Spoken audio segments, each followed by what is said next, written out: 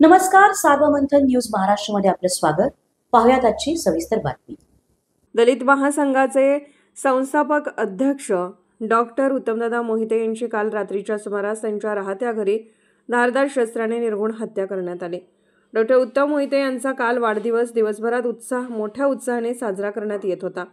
रात्रीच्या सुमारास काही गुंड प्रवृत्तीच्या लोकांनी पूर्व वैमनस्यातून त्यांच्या घरावर दहशत माजवत त्यांचा निर्घुण खून केला.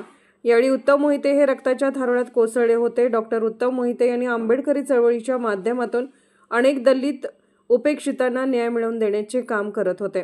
त्यांच्या कार्यातून सांगली जिल्ह्यासह संपूर्ण महाराष्ट्रात मोठा दबदबा निर्माण झालेला होता. डॉक्टर उत्तम मोहिते हे त्यांच्या कार्यातून लोकप्रियतेच्या शिखरावर चढत होते.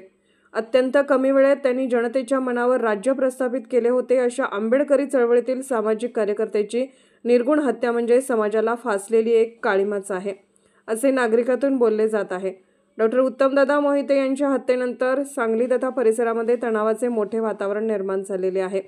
तसेच परिसरामध्ये कायदा आणि सुव्यवस्था राखण्यासाठी मोठा पोलीस फौजपटा तैनातही करण्यात आलेला आहे. मंथन न्यूज महाराष्ट्राला लाईक करा, शेअर करा, सबस्क्राईब करा.